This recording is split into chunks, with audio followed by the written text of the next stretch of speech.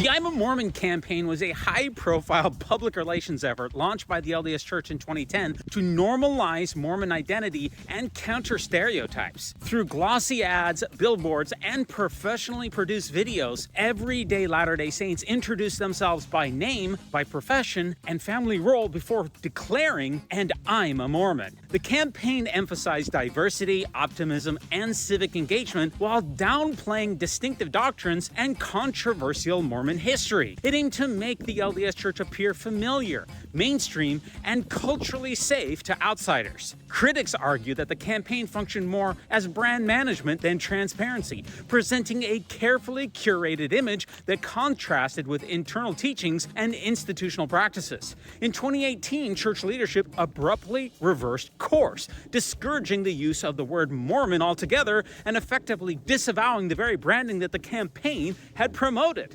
Dare to be a Mormon. If we allowed nicknames to be used or adopt or even sponsor those nicknames ourselves, Dare to stand alone. he is offended. Dare to have a purpose firm. Dare to make it known. I'm a Mormon. I'm a Mormon. I am a Mormon. Soy mormona. I am a Mormon.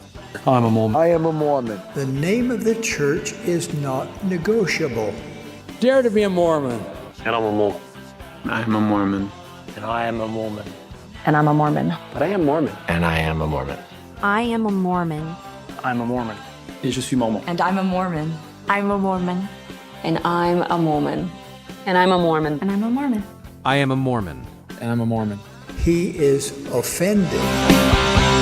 I'm gonna be a Mormon. A Mormon? Are you sure? Ex-Mormons push back against this carefully managed narrative by launching their own response, the I Am an Ex-Mormon campaign, sharing personal stories of doubt, harm, and awakening. What follows is a compilation of my favorite ex-Mormon vignettes during that pushback campaign. I hope you enjoy.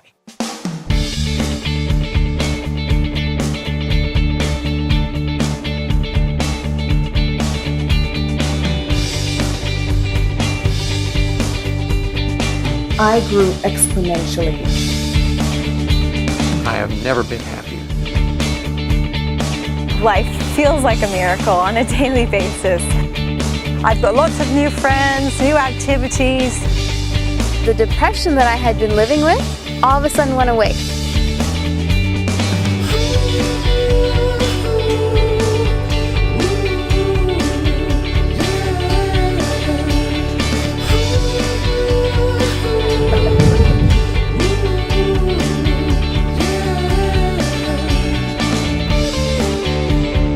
It was a painful decision, but it's the best decision I ever made.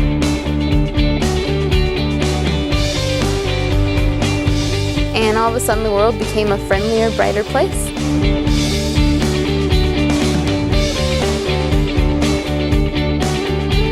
Have been able to see that our family's together and that we're together and happy and that we're happier than we have ever been. It's given some people hope.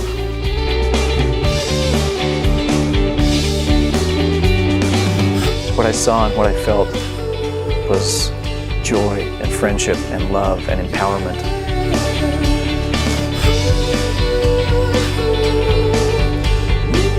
My religion now is my integrity.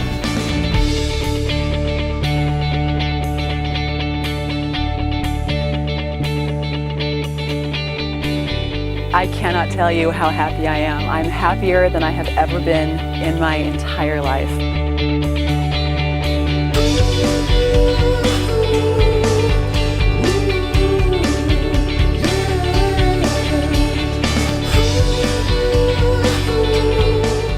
At the age of 11, in 1986, I made a very big decision, and I essentially handed over my will to an organization that I supported, that I fully believed in, and that I raised my 4 kids in. 21 years later, I made another big decision. It was based on new information. And like a judge who has to reverse his decision based on new evidence, I made the decision to reverse my decision that I made at age 11. It was a decision made by an adult, the adult that I had become. It was a decision that I have not regretted, not for one bit. When I made that decision 21 years later, I grew exponentially. A whole new world just opened up for me. I became less judgmental. My worldview expanded, and I became a lot more accepting of so many different people and so many different cultures and different religions. I remember after my decision, I felt like I had been set free. Knowledge is power, and I felt like I had been delivered. It was a great feeling. I no longer had to pray to find out whether or not I was on the right path. I knew that I was off the wrong path. My name is Michelle, and I'm an ex-Mormon. I suppose my story starts around 7 years old when I was at Sunday school. My mom was the substitute that day. She gave a lesson on giving your testimony. She wrote the first line of what we're supposed to say on the board. I know the church is true. As her son, she called on me to say it. And I refused. I knew I didn't know the church was true. I didn't have any such knowledge that I was aware of. And I wouldn't lie. That's not how I was raised. And everyone else seemed to know. They always said, I know the church is true, in their testimonies every fast Sunday. People would ask me how my testimony was going, and I would say fine, but I didn't actually know if I had one. Eventually, I just wanted to know so badly that I allowed myself to consider the possibility that maybe the church wasn't true, that maybe there wasn't a God. As soon as I did that, everything started falling into place. But I felt like I still couldn't give up. I owed something to my family, to my heritage. If I was in the right environment, and I was taking religion classes, and I was still praying and reading the scriptures, that maybe I would figure something out. And that didn't happen, though. Eventually I spoke with the bishop about this. I told him I was having problems believing, and he told me the same thing everyone else had told me, that I should do Moroni's challenge. I knew this didn't make any sense because there was only one answer you could get. It was biased from the start. You either knew the church was true, and you got that feeling, or nothing happened, and then you were supposed to do it until you die, I suppose. I thought either there was a God, and I was damned, or there wasn't, and that honestly didn't seem very appealing either at the time. I thought maybe I was missing something still. Eventually my emotions were able to catch up to what I knew, and I let go of that fear. That was about a year ago when I was finally able to admit to myself that I was an atheist, that I was intellectually convicted. Probably the best thing that's happened is that I've just been able to feel like I'm living in tune with myself, that I'm being honest with myself. My name is Alex Stout. I'm a student, and I'm an ex-Mormon.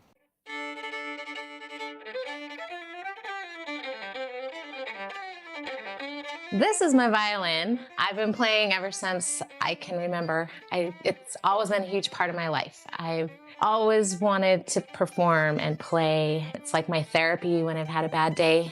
From my earliest memories, the gospel was the center of my life. There was nothing that I cared about more than trying to live the gospel. My dreams growing up were to go to BYU, to serve a mission, to get married in the temple, and to be a mother in Zion.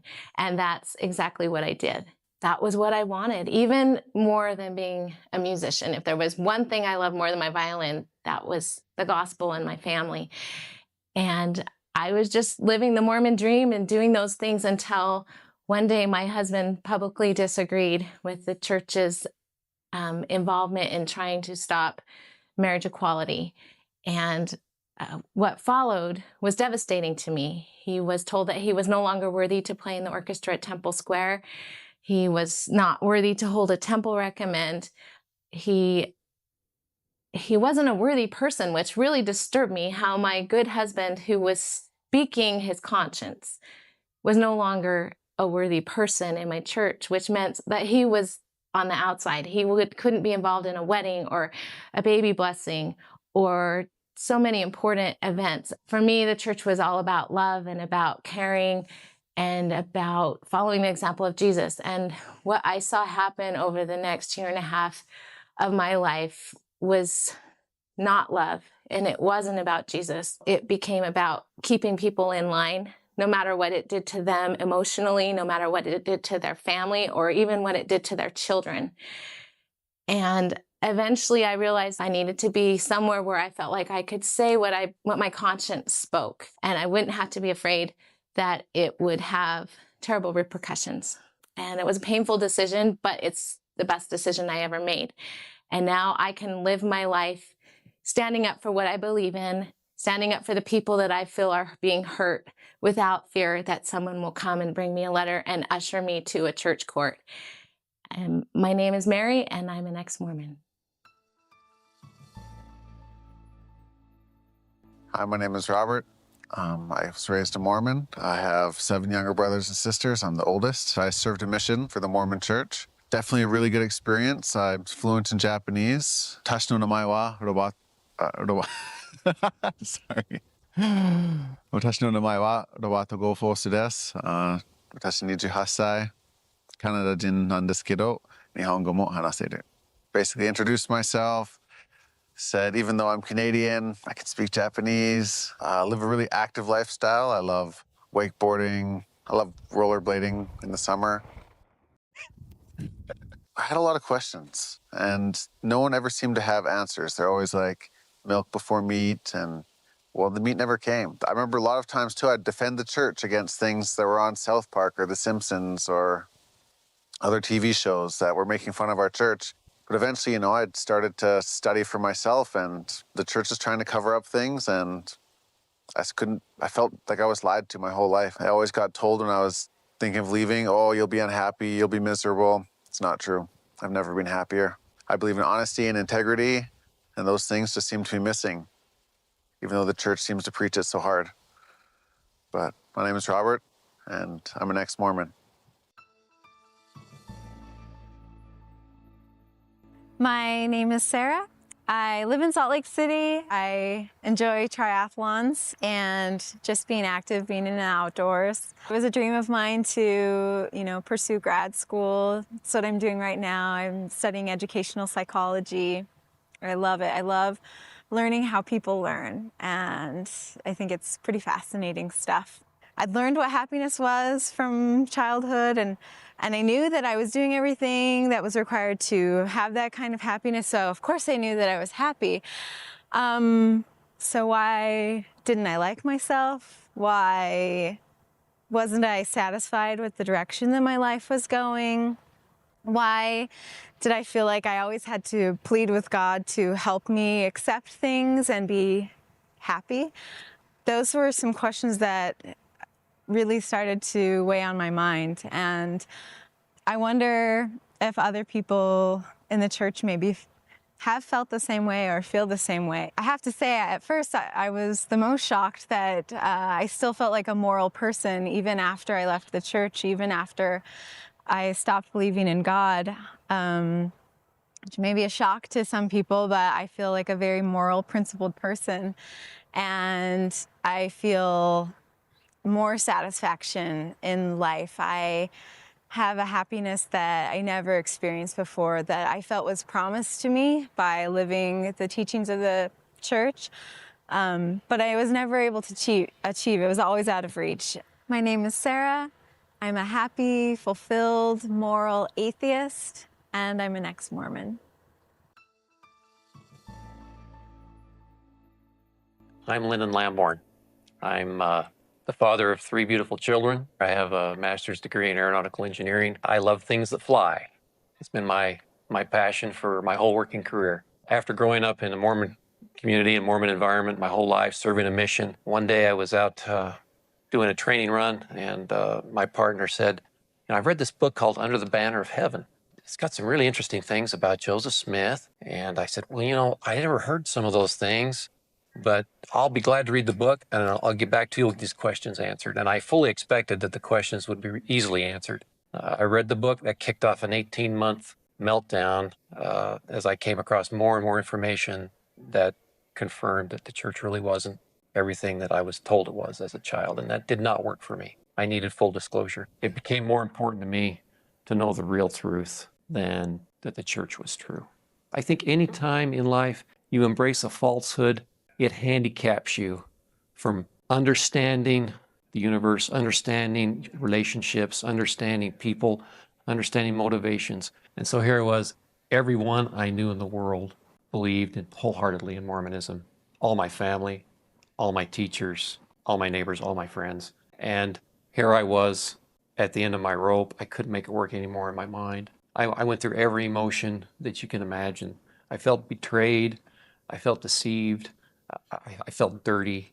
I didn't know what to do. I had anger, periods of anger. I didn't know who I was. I'd been raised to be a warrior for God. I was part of the Royal Army. I was supposed to spread the word of God. That was my calling. I did a good job at it. And here, everything had been swept away from me.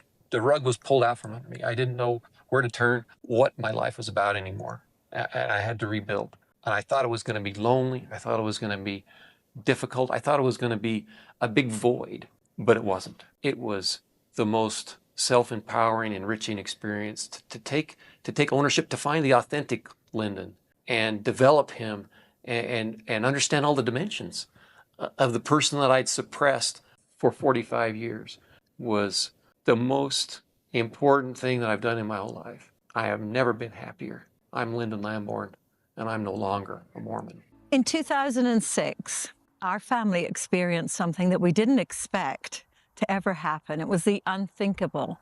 My second son decided to leave the Mormon Church. We had been members for a long, long time, and we didn't expect this to happen. I'm standing in front of the Edmonton Temple, the place where families go to be sealed together forever. We fully expected to have Stuart and his family with us forever in the eternities. And now we had this terrible news that he had left, that he didn't believe it. But because I love him so much, I had to listen to the things that he said. I couldn't just abandon him to his disbelief and give up on him. He was a lost sheep after all. Then I began to do my own research after a lot of prayer and going to the Farms and Fair website. Those are two church apologist groups. And I thought I would get the true answers from them, but I quickly discovered that they weren't giving me the answers that I needed. And I was praying desperately for answers. I had my husband give me a blessing. We attended this temple regularly because we were working here, but specially so that I could get an answer. I was the boy in the story of the Emperor's New Clothes. I wasn't seeing what other people were seeing. I felt like the Emperor had no clothes. And I was heartbroken. I cried, I begged, I sobbed. I felt that life wasn't worth living because I wasn't getting an answer from God that the church was true. I had to decide whether to pacify my family or whether to be true to myself and leave the church. And it was a dreadful decision to make. It was so hard. I left a whole community of friends behind when I left the church. And I did love them very much. I loved a lot of things about the church, but it wasn't what it purported to be. I moved on from that place of pain to a place of discovery, a new life and new friends. I'm really, really grateful to my son for leaving the church and being true to himself when he was all alone doing it, taking this giant leap without any support. And I'm really happy with this new life that I have. My name is Jean Bodie, and I'm an ex-Mormon. Most people don't know that I no longer believe in the Mormon Church or the religion that I was raised in. I'm doing this in video because I think this is the best way to tell my friends and family that I no longer believe, because you're hearing it directly from me. It took me a while to do this because I was afraid that I'd be judged and that I would lose your respect. But I'm doing this now because I need to be true to myself. When I was a believing member of the church, I lived it to the best of my ability. I did everything in my power to follow the teachings of the prophets and of the apostles, and to do those things in my life that would keep the Holy Ghost in my heart. I took a philosophy class in university, and the professor asked a lot of hard questions about God and about the soul. And these questions stripped me of my biases. So when I went to church, when there were things that I felt that didn't sit right with me, I was able to look at them and to really think about them instead of just brush them aside like I'd done so many times before. One thing that I've gained is that I feel more comfortable when I'm talking with people. I feel like when I'm having a conversation with somebody that I don't need to worry about spinning the conversation to some gospel direction in an attempt to try and convert the other person.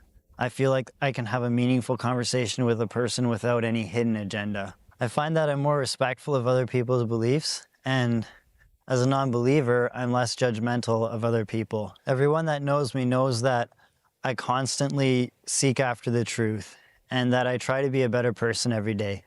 And I want you to know that's still how I live my life. My name is Mike, and I'm an ex-Mormon. I wanted to strengthen my testimony.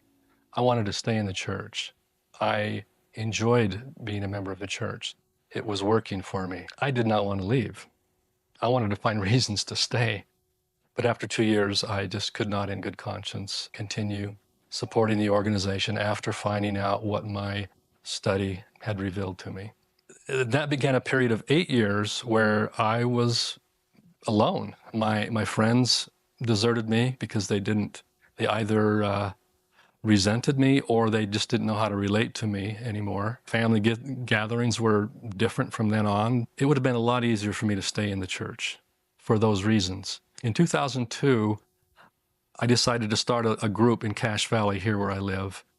I wanted to see if I could meet other people who were in the same situation as me, and more people started showing up. I was amazed at how much benefit there was in just getting people together and letting them talk. So I created this website. It's called postmormon.org. Now, several years later, there's chapters all over the world. We have over 5,000 registered members on the site, and the website gets, this month, we will probably get over 10 million hits on our website for just this month. I've had one gentleman tell me he was so distraught because of how his leaving had affected his family and his marriage and how he was treated. So he was a sinner, an evil person, but he wasn't. He was still the same great guy he was before he left. He was within hours of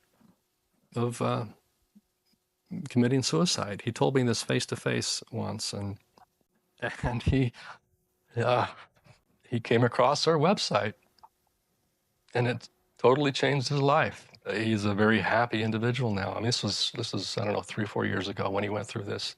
But there are so many stories like that. For anyone out there watching this video right now who might think, that you're alone, I want to assure you that you're not alone. There are plenty of people in similar situations who are more than happy to talk with you. Check out our website, postmormon.org. I assure you, you'll be glad you did. I'm Jeff Ricks, and I'm a post-Mormon. Some years ago, I had some really hard things in my life where it forced me to think about what the role of God is in life and what his role is in suffering and the bad things that happen. And as I thought about it, I started to realize that bad things happen to good people and good things happen to bad people, and there was no real rhyme or reason. There was no connection between obedience and outcomes. Sometimes bad things just happen. And even though the scriptures, and what puzzled me is the scriptures would say, well, if you keep this commandments, then you'll have blessing X, like with tithing. You pay your tithing and the windows of heaven will be open such that there won't be room to fill it. Like there's no connection between paying your tithing and financial stability.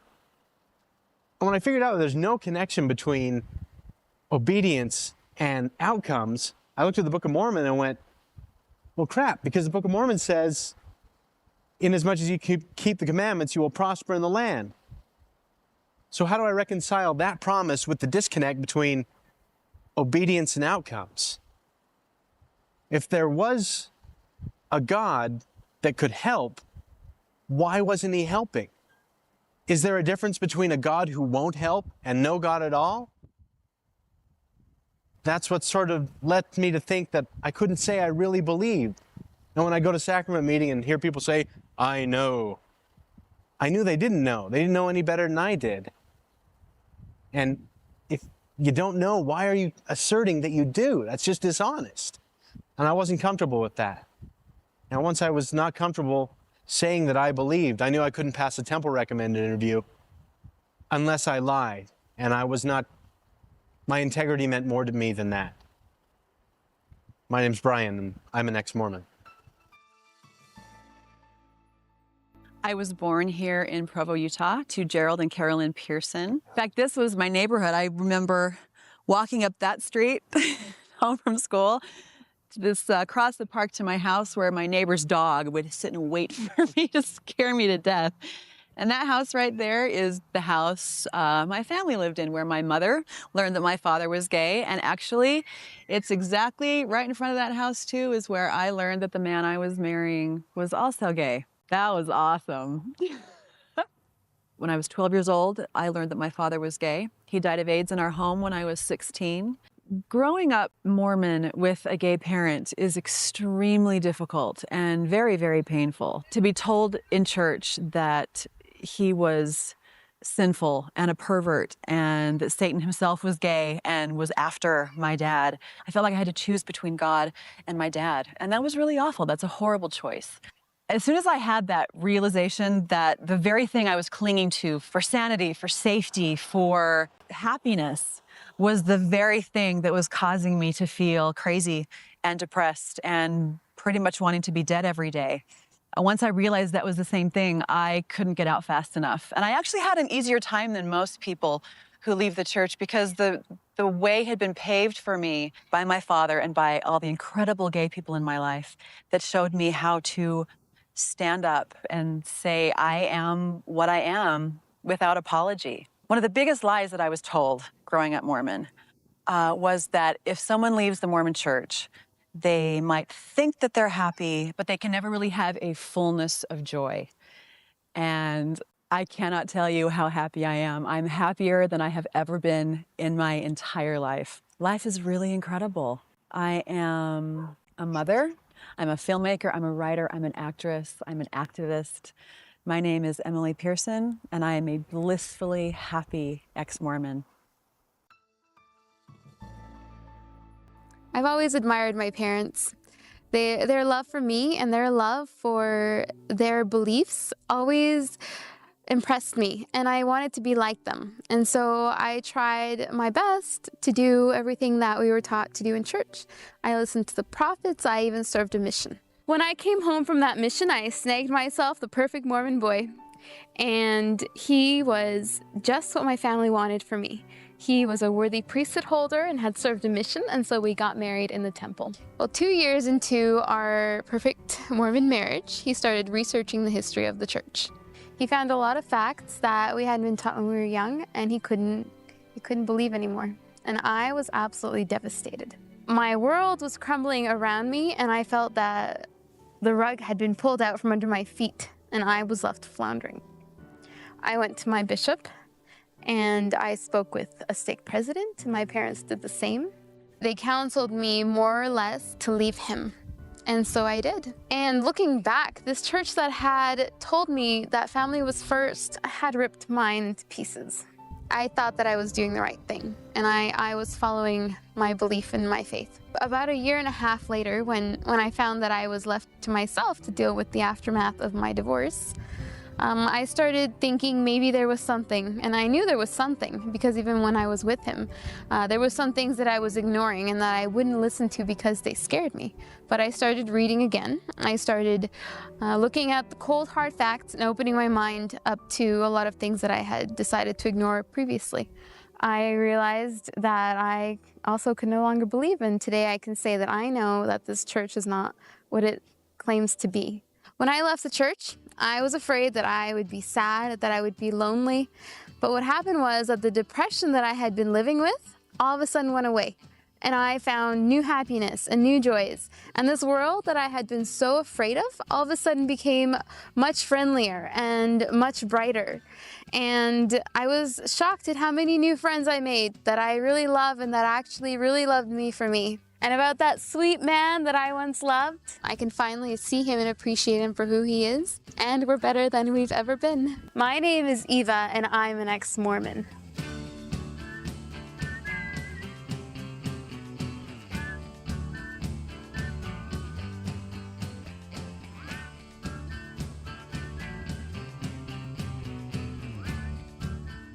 So it was really cool. I kept losing glasses over and over. And then I got a few extras. And I was really happy because these glasses, they match the schools around where I am.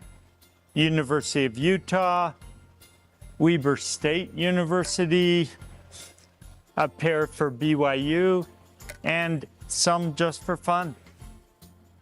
Just in case it's a little bright out there.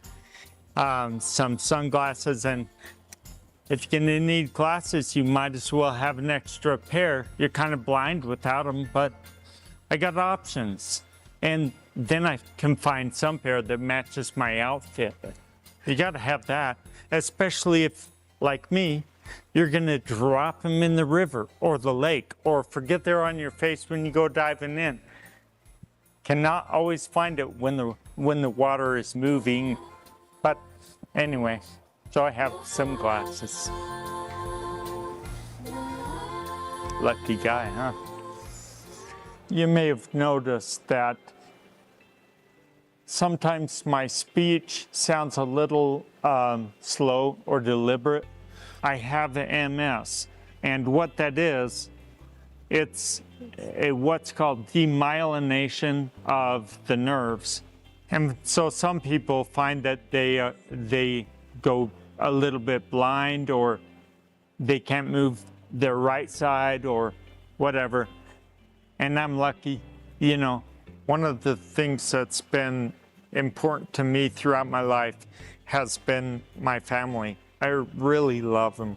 And I was always brought up with beliefs that were just fine by me. In fact, I loved them. And then I started to learn some information that was different than that.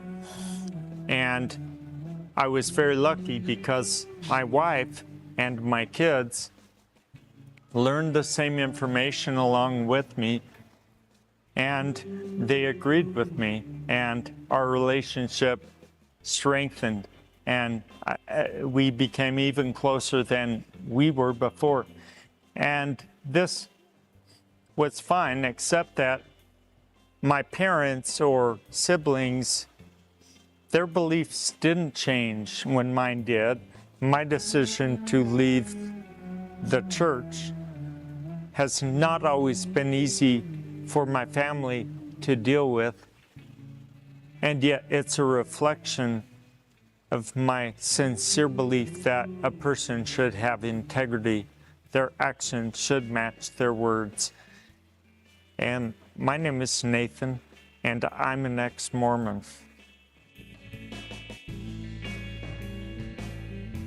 In July 1960, 2 Mormon missionaries knocked on our door. My mother answered it and said, "Come in, I've been waiting for you." In reality, she was waiting for some young men she'd been praying for to come from the Church of England, but when it turned out to be Mormons, they apparently were just as good. And 10 days later, we were baptized. I had never considered God before and was lured into Mormonism, if you will, through charismatic missionaries who taught a gospel that was fascinating. A young man my age who had seen God and Jesus and translated a book. And I went to school and told all my friends, and some of them actually joined the church. And for me, after that, it was a mission, a marriage, kids and callings for the next 43 years. My atheistic tendencies tended to haunt me, and eventually, shortly after my wife died, sitting in church alone was very difficult. Not that her death would affect my belief pattern in any way, but simply being alone with my thoughts that I wasn't sure I could cling to the idea of a God at all was devastating for me. However, after a full year of trying to make things be true in my head, I just succumbed and reading from the Book of Mormon one morning as usual, and my world just caved in on me, and I just broke down and cried. And I knew for me, and for me alone, with due respect to what anybody else believes, I found that for me personally, I could not believe in God. Ergo, the church could not be true. And I had to face and deal with that trauma, because if there wasn't a God, then the church couldn't be true. I had no idea why, but Joseph Smith must have been a good, albeit deluded man. But if I could not hold to a belief in God, out of integrity alone, I had to resign from the church. 3 years later, I accidentally discovered that Joseph Smith married several women who already had husbands. And I discovered that this was called polyandry, a word I'd never heard before. But I was still conditioned to not go outside the church for information unless, because it could be tainted. So I wrote to Apostle Jeff Holland, who I'd known for many decades, and said, look, although I've left the church, I've come across this material and I just simply don't understand it. And I wondered if you'd be kind enough to explain it to me. He wrote back and said that he had a mutual friend of ours, that was Elder Kenneth Johnson in the First Quorum of 70, telephoned me to discuss the situation. He duly called, and I asked what the church position was regarding polyandry. He confirmed that it was absolutely contrary to doctrine, and yet I had conclusive proof that Joseph Smith, Brigham Young, and Heber C. Kimball all participated in polyandrous relationships, children and all with some women. He didn't know that it had been confirmed. He said that those who participated would have to account for it. And I pointed out that in such case, Joseph Smith, Brigham Young, and Heber C. Kimball, theocratically in Mormonism, all forfeit their eternal salvation. The response I got from a general authority was that it didn't matter. I don't know what didn't matter, but that was his response, that Joseph Smith still saw God and Jesus Christ, and the Book of Mormon was still true. And I'm afraid that I couldn't cope with that. It meant for me that the Mormon Church most certainly could not be true, and that Joseph Smith simply made things up as a complete hoax. My name is Jim Whitefield. I am an ex-Mormon. When I initially left the church, I was very angry. I was disappointed in what I thought to be truth. I was disappointed in the individuals who taught that supposed truth to me, and I was angry, very angry. I was angry at myself. I felt like I had been duped. I felt like I had been lied to, and, you know, in a sense I was.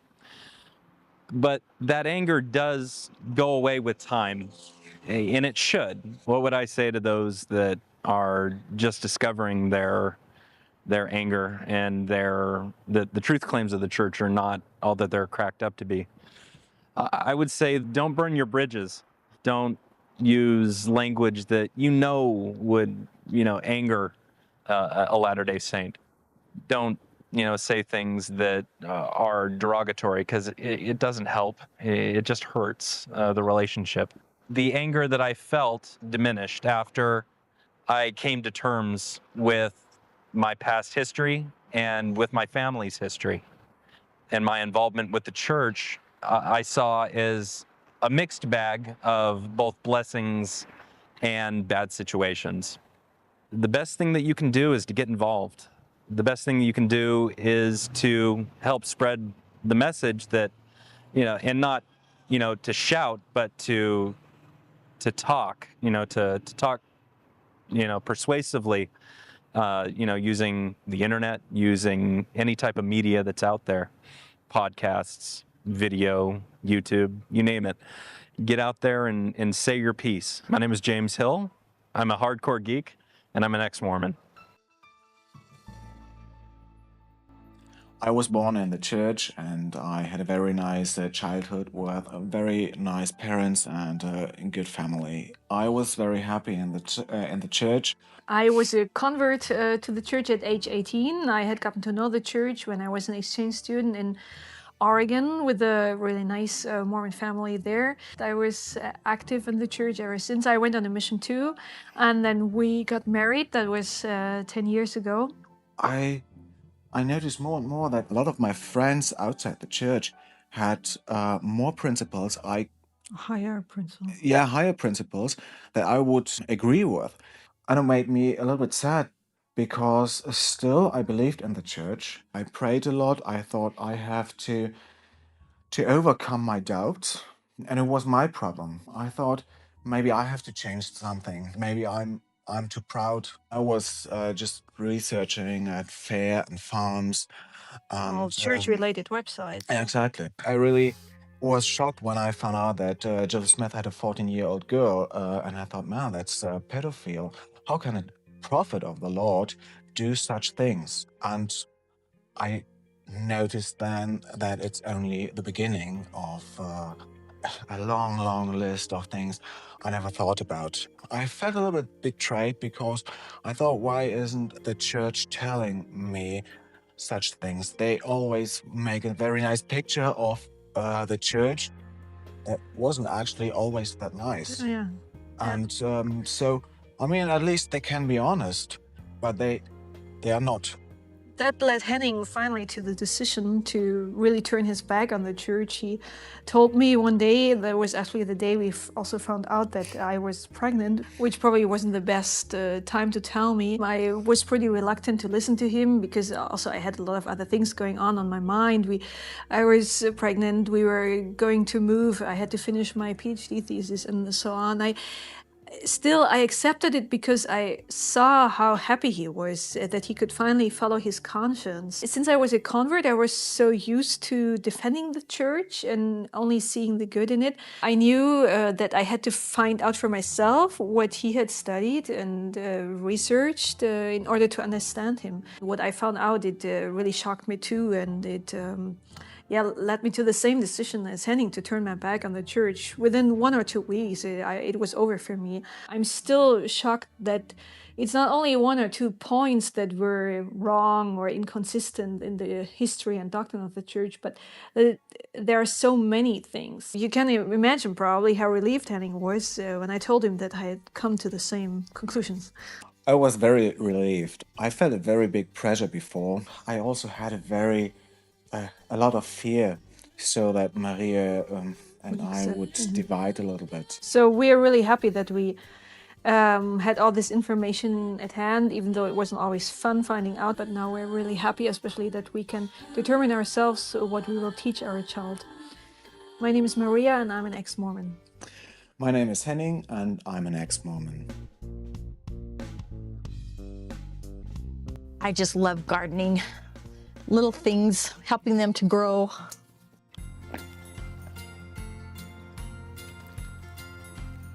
I was born and raised in a wonderful Mormon family here in Utah. I loved being a mom, and I loved all of the callings that I was given as a young mother. I became a primary president, a Relief Society president.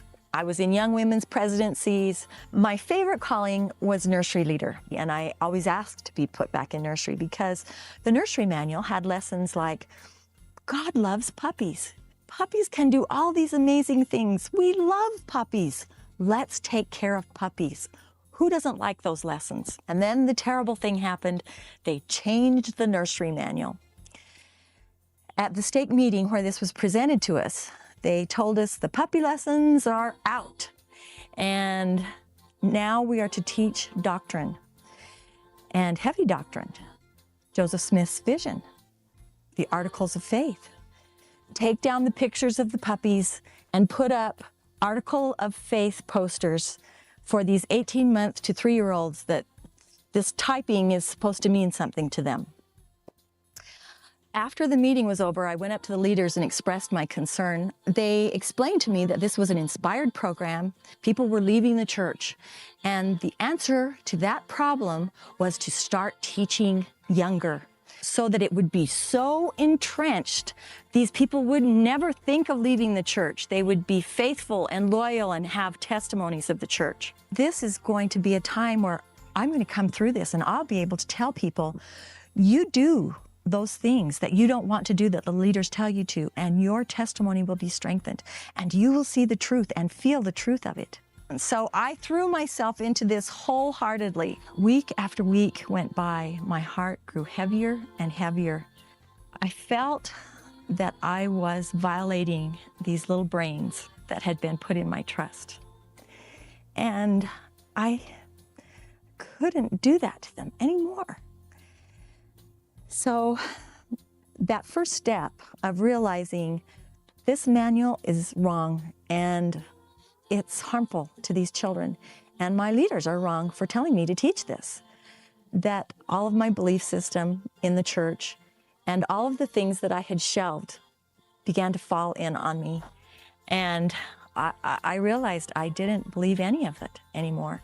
I'm not part of the church anymore, but the church is still around me all the time. If you live in Utah, you know that. And if you have family members, like I do, who still are in the church, they want desperately for you to come back. And so this is a constant challenge that we have in our family, how we can love each other, be kind to each other, and respect each other. Life is great. My name is Arian, and I've been an ex-Mormon for about 15 years. My husband and I together have 6 kids.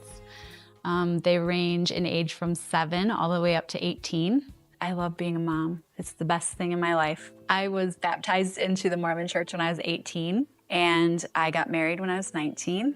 And we were not happy in our marriage at all. I could have gotten divorced, but I didn't think it was the right thing to do. I didn't think that's what God wanted me to do. I went to every bishop we ever had, probably 5 or 6 bishops, and asked them for advice about my unhappiness in my marriage and our family not being happy. And every single one of them told me that that was my trial in life, that the next life would be worth it, and I just had to endure that pain of being unhappy in marriage. I did feel trapped, and I felt like I couldn't make that decision, like I wasn't allowed to make decisions that would make me happy. I was doing some research for a young women's lesson that I was teaching, and I came across the story of another woman who had gotten married in the temple and had subsequently left the church, who was miserably married for the whole time she was in the church. And it was her exit story. And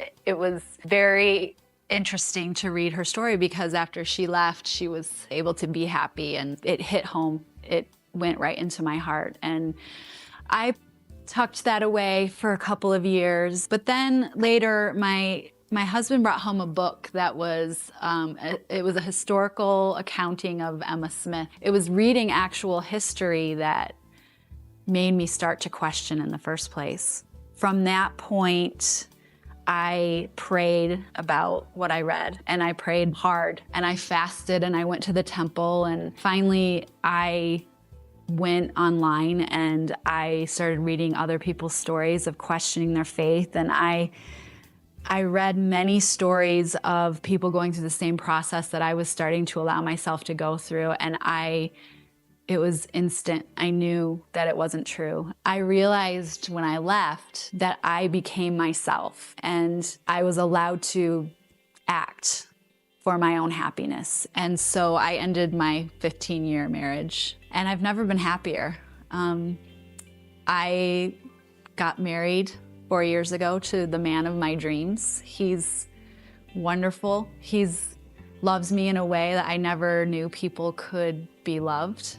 And he has made me happier than I could have ever imagined. And I can't imagine still being in that place where I have to endure being in a marriage that makes me unhappy. I did not think that this type of marriage existed. I really didn't. And I have it now. My name is Heather. I am a nurse. I'm a mother. I'm happier than I've ever been in my entire life, and I'm an ex-Mormon.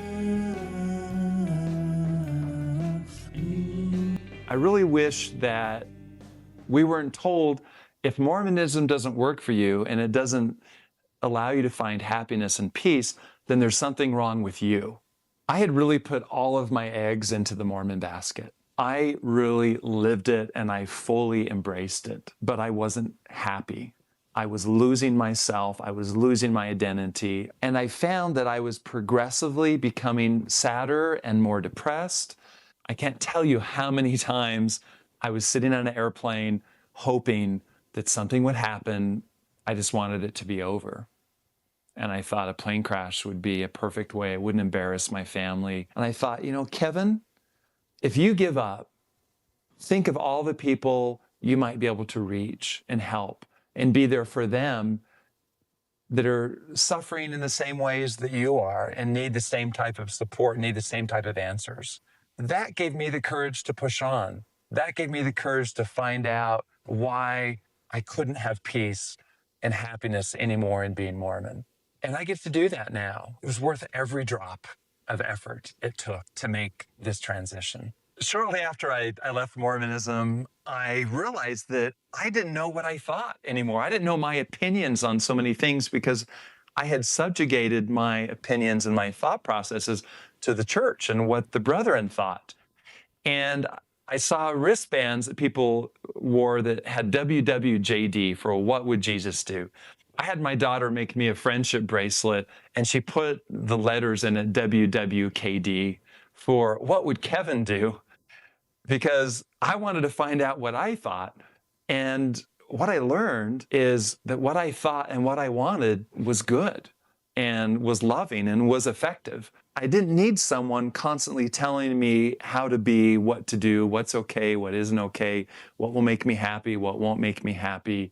That when I just listened to myself and did what Kevin would do, I became much more loving, happy, effective, and filled with peace. One of the most thrilling moments in recent years was sitting on an airplane. I was flying from Salt Lake City to New York. This was about 2 years after I had left the church.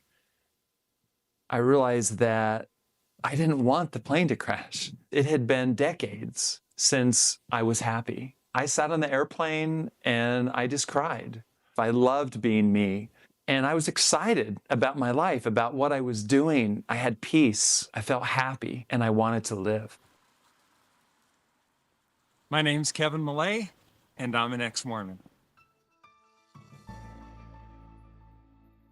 When I was 8 years old, I was sexually abused.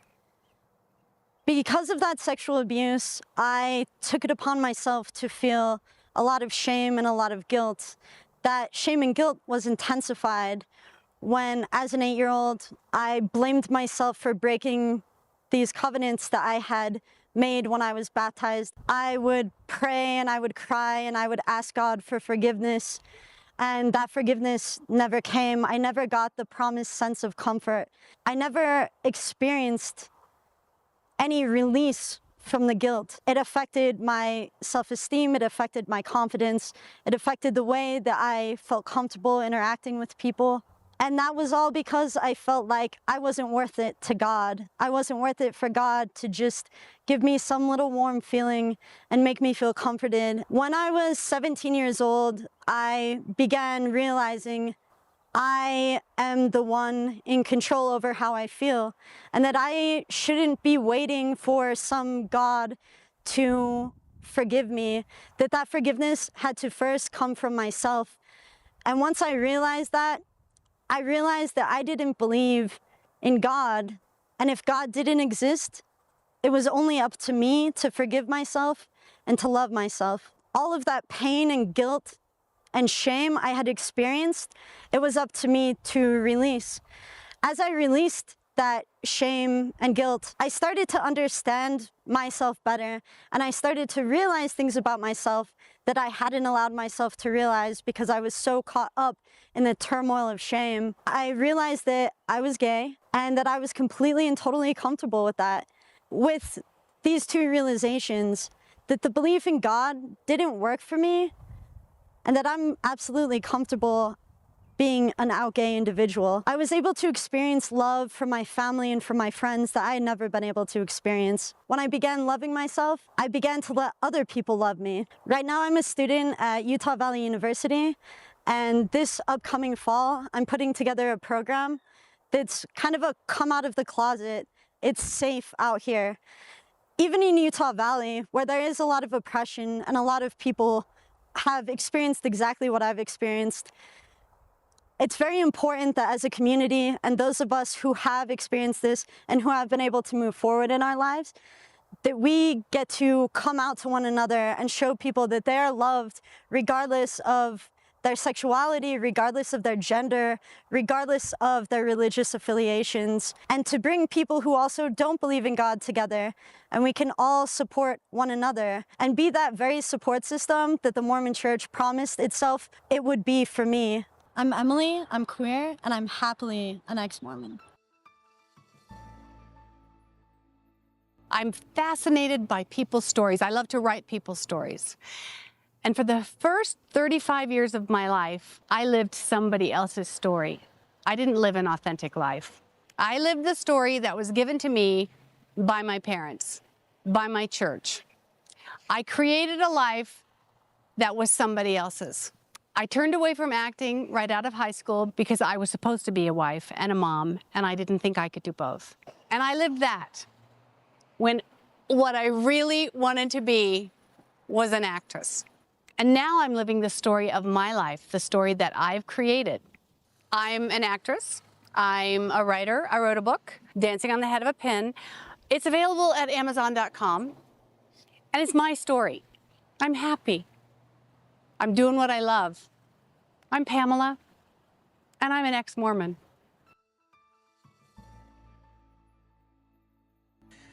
I left the Mormon Church in the late 1950s when I was a young man in my late 20s. It was very difficult for me personally at the time. I felt I was the only one that I knew that had ever left the church, but I was able to rebuild my life even though it had caused damage to my relationships with my immediate family. And I went on with my life and became a successful teacher and later on an attorney. And I didn't think much more about the Mormon Church or Mormonism. Then the internet came along and I got my computer and you discover what search engines can do. And you type in Mormon or ex-Mormon. And I found that there were others out there. And I connected with a few groups, people from all over the world who had also left the church. And I started communicating with these people and enjoying the interaction and hearing what their stories were like. Then it occurred to me that somebody needed to summarize for other people who would find ex-Mormon or Mormon on the internet some of the basic things they ought to know that I knew that nobody else seemed to have said. So I wrote up a little list of basic principles of what the Mormon Church teaches and why I thought they were wrong. And I posted them on one of these groups. That was about 15 years ago. In the time since then, I've added materials and I've put a website of my own out there because I kept getting favorable reactions from people. People would email me, people that I didn't know, and they would say, oh, you know, that helped me. In the years since then, I have been amazed at how many people have seen that list and found other things that I've written and put on the internet. That original list is still there, essentially in the form that it was first written with updates to some of the sources. It's been translated into 9 languages. And every week for years now, I have been getting emails after emails from people thanking me for the thing that I did. I had no original intention of trying to bring down the Mormon Church or to get people to leave the church. That wasn't my purpose at all. I was just felt the need of saying something. When I get in a group of other ex-Mormon people, I am moved by the fact that so many people will walk up to me and say, you don't know me, but it's thanks to you that I decided to leave the church, and I am so much better off for it. I'm Richard Backham. I am a teacher, retired attorney, father, and an ex-Mormon.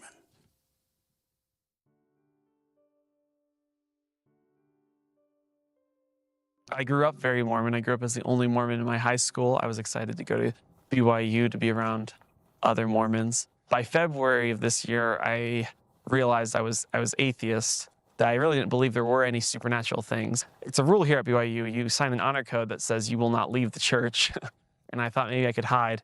And it was a very emotionally draining, thinking that I have to hide what I believe and what I think so that I don't lose my housing, my work, and my schooling. And I was nervous about that, and I thought maybe I should transfer. I went back and forth about it all summer. I continued participating in activism, helping out in different ways as an ally to the LGBT community and as an ally to feminism. And then one day, my bishop called me in, and he wanted to talk to me, and somebody had compiled, one of my online fans had compiled all of my online dialogue. But he was a pretty nice guy, my bishop. But then this 2 Sundays ago, I spoke with my stake president. The stake president wanted to talk to me, and he treated me like crap. President McKay, fun guy, he He compared me to Korihor multiple times. He was an attorney, so he compared me to a criminal on the stand. He rose his voice to me multiple times. Anytime I would try to express my feelings and experiences, he'd cut me off. He said he couldn't believe a word I said because I wrote a feminist critique about the temple, keeping out anything that people promise not to share with others. But I wrote that critique, and he found it. He called me a covenant breaker multiple times, so he didn't really like that critique. And he wanted to hold a disciplinary council. He said if I didn't repent of things that I don't really think are wrong, then I would be disfellowshipped. And if you get disfellowshipped, well, you get kicked out of school, you get kicked out of your house, and you get kicked out of your work. And so I was a little nervous about that. Something else he said is about master of my own destiny. I was like, hey, you have total control over my future. And he's like, no, you have total control. I'm like, well, I should have total control, shouldn't I? Like, it shouldn't be in the hands of some guy who doesn't even care about what my experience is or why I do what I do. So I decided I want to have total control, so I'm going to resign from the church. I definitely wish I could stay. People had really bad experiences here at BYU. My only bad experience is I had to hide. But if I didn't have to hide, I liked the program. I liked my job. I enjoyed the people I work with. There's a lot of cool people here that I really got connected to, a lot of cool professors here. And so I'm going to miss that. I wish I could stay and be honest. But to be honest with myself and with others, I feel a lot better knowing that I'm free. I feel a lot better knowing that I can say who I am, what I believe. So I do feel, even though there's consequences to my decision to leave the church, I do feel like it's worth it. I'm Curtis Penfold. I'm an LGBT ally. I'm a feminist. I'm an activist. And I'm an ex-Mormon. My name is Devin, and I'm just here to share my story. It's an important thing for me to share my story because I feel like my integrity was used to present something that I thought was true, and it wasn't. And that's why I have to share my story. You know, I read the scriptures, I listened to the little things that the church put out, and it was exciting because the church was real, the church was true. And then I guess I realized I was different. I wasn't the same as everybody else, and I knew it, but I didn't know quite what it was. As I got older, I discovered what it was.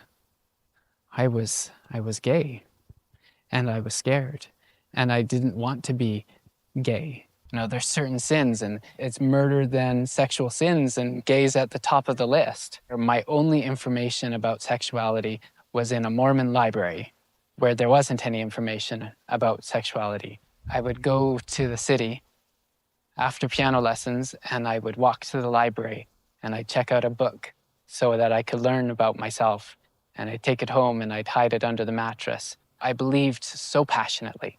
I believed in the church unquestionably, but there was this splinter that always was there. So I talked to my parents and I told them I was gay, and I told the bishop and I told the stake president, and their solution was to go to a counselor.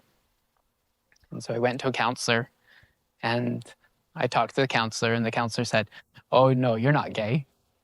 You just have a sexual problem." And that kind of stuck. And then I asked him, I said, if I ever get married, do I tell my wife to be? And he said no. And when I did get married, I never did. Even though it hurt me inside because I believed relationships are based on honesty, and I was not being honest. People are different. And if we took that opportunity to love those differences, then our world would continue to get better, because it's when we love those differences. If you've looked at anything in history as we've improved, it's by loving the differences. Some people think that people are good because of the church. I think the church is good because of the people. I think the people choose to believe certain things, and that's why the church has changed. It's not the same as it was in 1830. It's not the same as it was in 1890. It's not the same as it was in 1920. The church is significantly different. And why is it different? Is because good people wanted things to change, and they believed and followed good principles. And the church will continue to change, and there'll be a day when homosexuality is accepted in the church because it's the right thing. I used to be really, really angry at the church. And the moment that I was able to live an authentic life, all of that anger went away. The answer is not the same for everyone. I have a marvelous friend who dropped me off here, who continues to be a believing member of the church, even though her husband has come out as gay, her oldest son is gay. But for her, for right now, it works. But for me, the answer was different. And I found peace by going on my authentic journey. My name is Devin. I'm a teacher, I'm a father, I'm a friend, I'm a husband-to-be, I'm living an authentic life, and I'm an ex-Mormon. It's a good day. It's a good day, right? I've been pretty apprehensive about coming on video to talk about these things because I'm worried about what my family is going to say and what my family is going to do.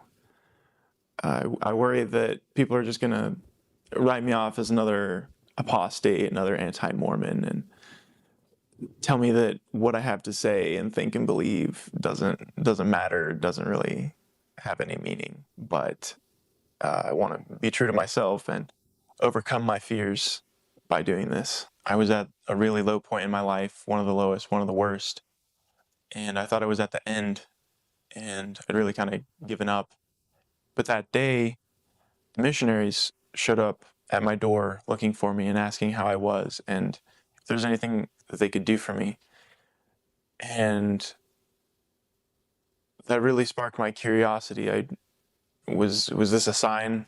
You know, is this divinely inspired? For quite a while thereafter, I became really obsessed with what I was learning about psychology and philosophy, history and archaeology, language and culture, the church and religion, theology and doctrine, various sciences, and I quickly realized that I was deceiving and deluding myself, and I was fooling myself and a lot of other people in many areas of my life.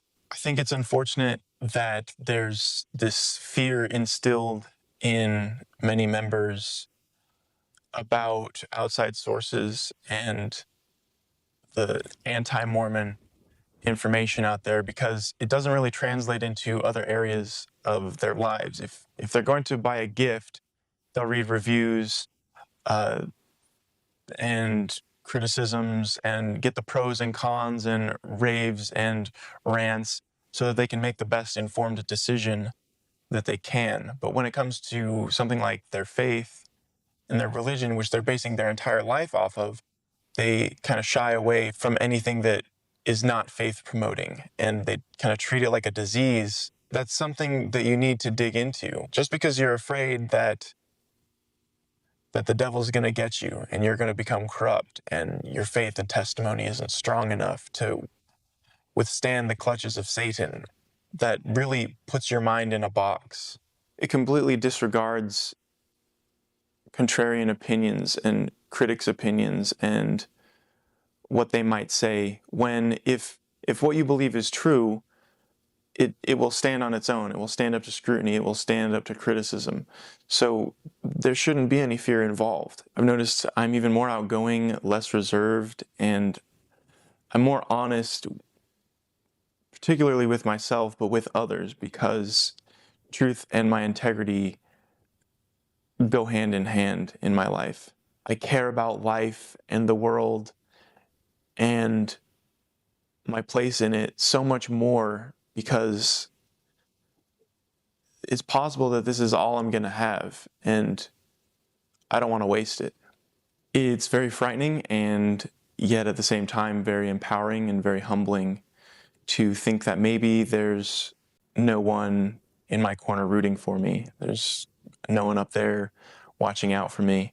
But at the same time, recognizing that while I'm not in control of everything, I am responsible for me, and I'm still in charge of me. That's a very wonderful feeling. My name is Matt Harrison. I'm a truth seeker, a wanderer, a student of life, and I'm very happily an ex-Mormon.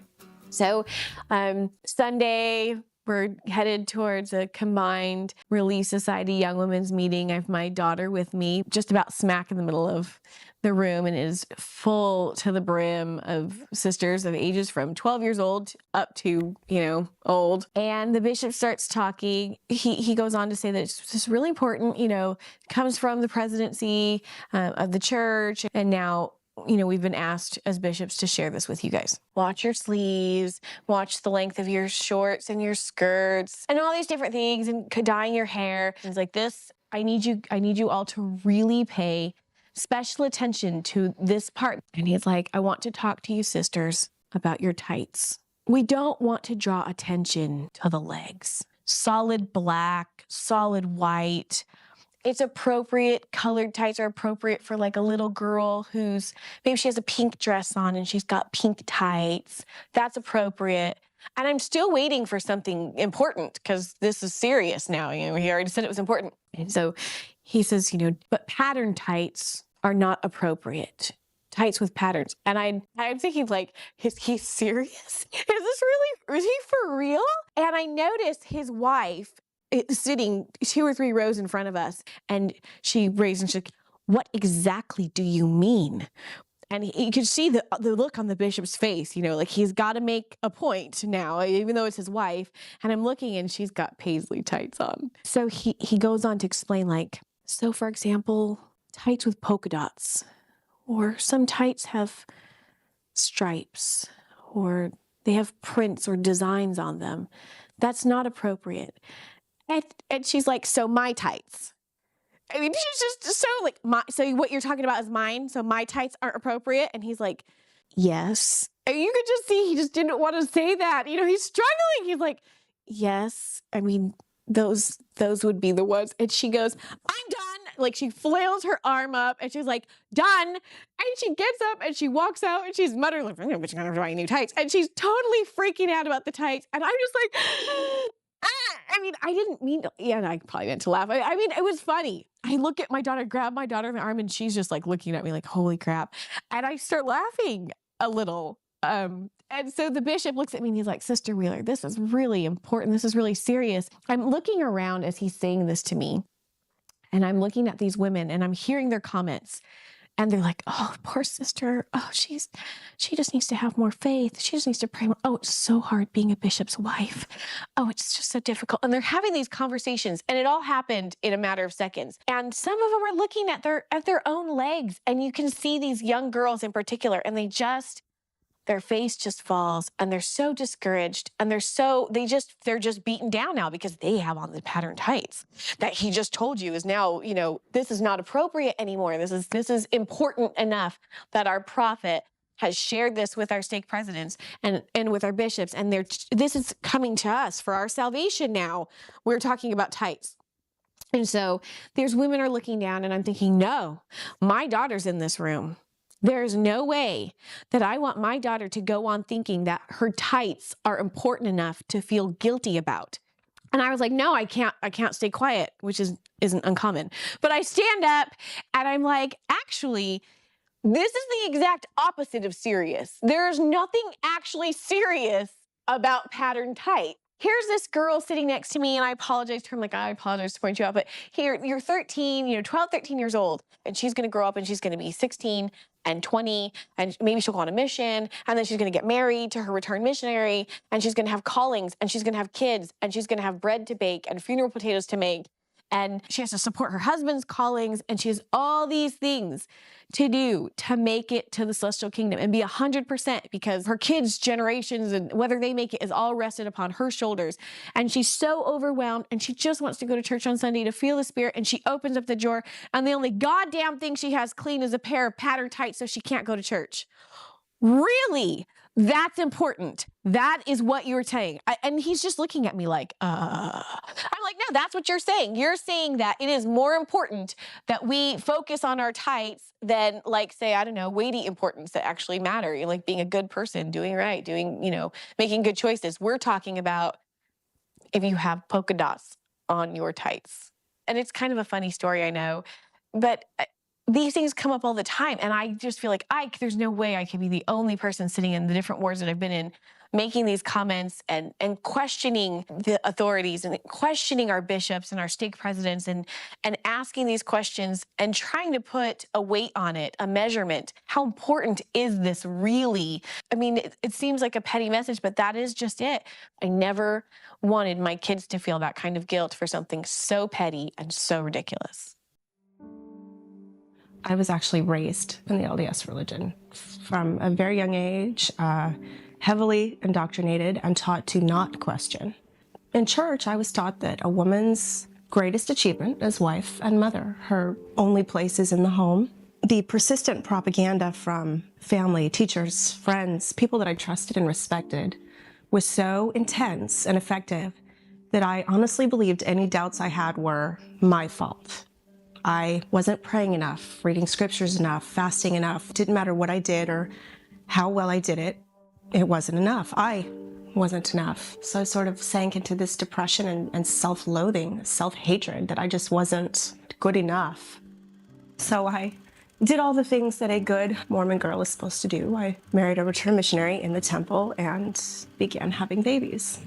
The last straw came in 2010. I was researching about how totalitarian regimes function like cults in obtaining and maintaining power. And I was reading a checklist of cult behavior, and it just hit me. This describes the church. It was a totalitarian regime that had obtained and maintained power, and I wasn't going to give them anymore. It was painful, but liberating, because as I looked at my life through a lens of accepting that the religion was false, everything else fell into place. Things that I'd questioned for years now made sense. I found the courage to start reading some outside sources, and that was the end. I had no question at that point that it was a lie. And so I carefully approached my husband about some of the things that I'd found, and he reacted very badly. I gave him time to kind of accept the idea and work through it, and he only intensified his allegiance to the church, saying that he'll never leave because faith is all that matters. He vows that I'll never see the kids again if I leave him. And our extensive Mormon families would support him, even lying for the Lord, just to make sure that an apostate doesn't raise the children. My family has made it clear that I have a great deal to lose, and that's why you're only hearing my voice in this video. There's enough oppressiveness and divisiveness in the world, enough judgment, that it's a huge relief to not be part of a system that encourages that. I've now met people from all backgrounds and walks of life that I never would have met. And I never would have found that richness of those different perspectives and friendships if I had remained in a world where the Mormon way was the only way. I completely understand feeling so stuck that there's no way you can get out, that you have to keep hiding and pretending because you have so much to lose. But the path is different for everyone, and there's support no matter what you decide. And even the smallest step towards honesty is incredibly freeing. My nickname is Angel.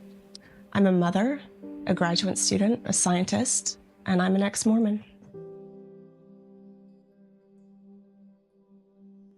Hi, hello.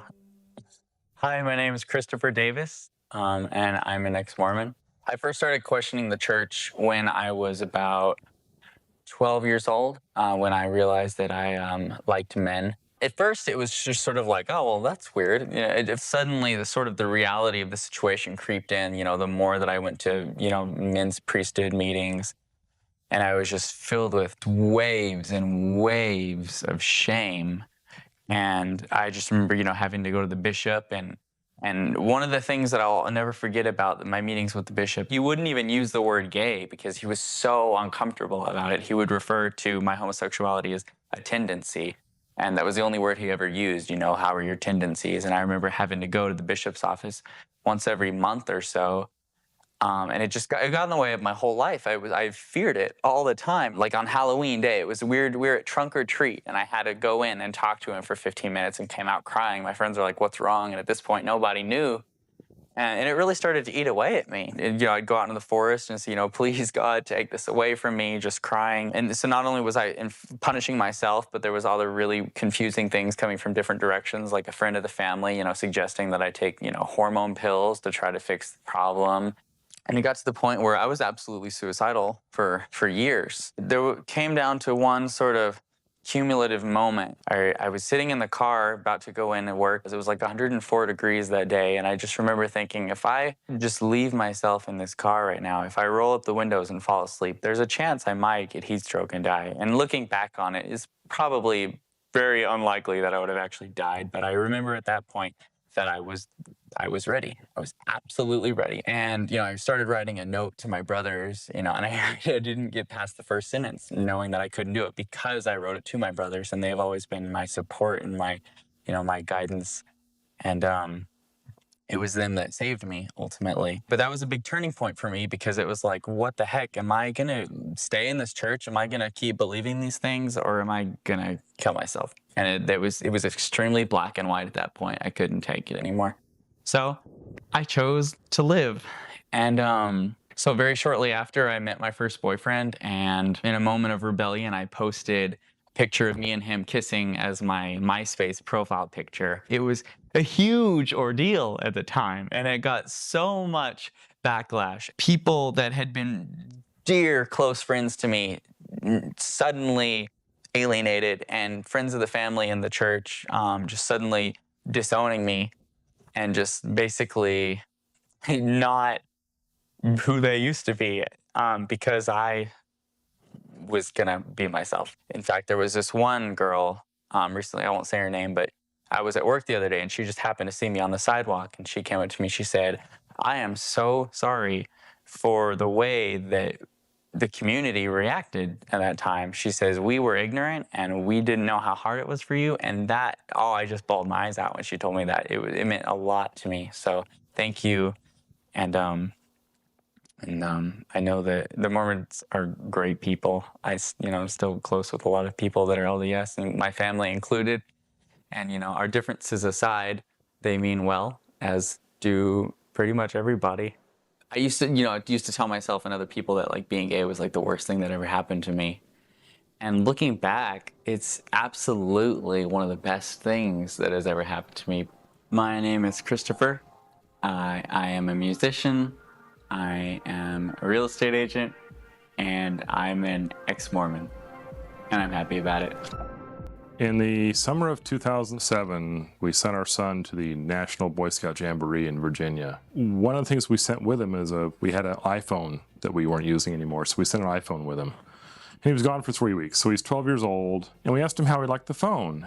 And what he said was, "It's cool, but it'd be better if I could put my Legos on it." It was like, this brilliant idea that came out of my 12-year-old kid. And since he'd always wanted to be an inventor, he'd always talked about inventing things and was always drawing things or trying to put things together, I thought, well, here's an opportunity to teach him what it takes to actually take an idea and make something real out of it and then get it into the market. He's got to see the whole process of sort of the beginning of the idea through actually making these huge 400-pound molds and having a product come out of the end of it. And then you have to get through all the things about packaging and marketing message and, some of the banners behind us. My wife and I didn't really do this because we thought we wanted to market this idea. It was really sort of making our son's dream real about wanting to be an inventor.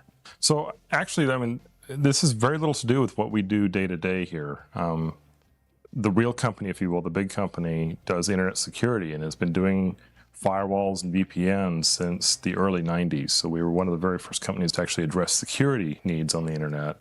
The internet is a vehicle for group communication, and it makes it very easy for people to self-assemble into groups of similar interest. I think recently the LDS Church has been challenged in two ways, both because it's not the only venue for its members to talk to each other in, and at the same time, people who become disassociated or disaffected with the church also have some place to go talk. I remember, when I was a teenager in the 70s, and there was anti-Mormon literature in the world, but you couldn't find it. It was really hard to find. In fact, when I went to BYU, one of the things I did is I went up to the Tanner bookshop in Salt Lake City just to sort of see what it was about. But the internet ever since has blossomed. In fact, it really started to blossom a lot in the mid-90s. And all of a sudden the internet became the sort of everyman's podium where anybody could ask questions or give their opinion. And I think as a result, in the sort of 20 years since those days, the church has become much more challenged in being able to control the message because they no longer control the medium. I mean, the ensign isn't the only place where you get the message anymore. If you go on the internet and ask Google, you know, is the Book of Mormon true? You'll get a variety of opinions. Some of them are sort of its official church doctrine or dogma, and some of them are quite far afield from that. You know, the internet has literally changed society, and with it, I think it has to change the LDS Church. Some people say it's the end of the LDS Church. I think they'll figure out a way to adapt. You can see it already in these press pieces. They're doing these PR pieces on, you know, the church's role in its racist sort of history, and the church's, you know, reaction to homosexuals. You know, they've done these sort of PR pieces that they've put out on the internet. But I don't think that's going to be enough. I think they're still challenged because they're not quite revealing the truth. I believe there are a lot of people who are in the church who feel like they can't get out. My purpose in doing this is really, you know, you won't be damaged goods when you're out. In August of 2009, I underwent emergency open heart surgery to correct an ascending aortic dissection. Half the people who get it drop on the floor and die within seconds. I'm one of the few that managed to survive it unscathed, and I was dead on a table for 15 minutes, and I came back. The experience did change me in one way. I'm relaxed and comfortable with what happens. You know, if I died today after this interview, I'd be okay. I mean, I'm sure my family would miss me. Life can be short for people, and it's your life, and it's yours to live, and there are your choices to make. You know, do that. Don't let other people make decisions for you. Don't let other people tell you how you must live your life, or that you're doing something bad because you're doing what you feel you should. So if somebody starts, you know, really breaking you about, you know, you've left the church or you're having doubts, you can't control how they act. You can only control how you react to it. You know, there's a secret to living life in there somewhere, and I don't know. I'm not sure how to express it really, but it's your life. You get one of them. Make of it what you will. That's how I tried to raise my son, that same message, and that, you know, you're an individual and you have your own drives and your own dreams, and the pursuit of those dreams is what will make you happy. I'm Jim Thompson. I'm a father. I'm a husband. I'm a lover. I'm a fighter. I'm a technologist. I've been a rock and roll roadie, and I'm a non-believing anymore Mormon. I've been pretty apprehensive about coming on video to talk about these things because I'm worried about what my family is going to say. Be honest with yourself. You don't need to fit someone else's mold. You don't need to change who you are to try to please people, you know, in the church. But pattern tights are not appropriate. Tights with patterns. And I'm thinking, like, is he serious?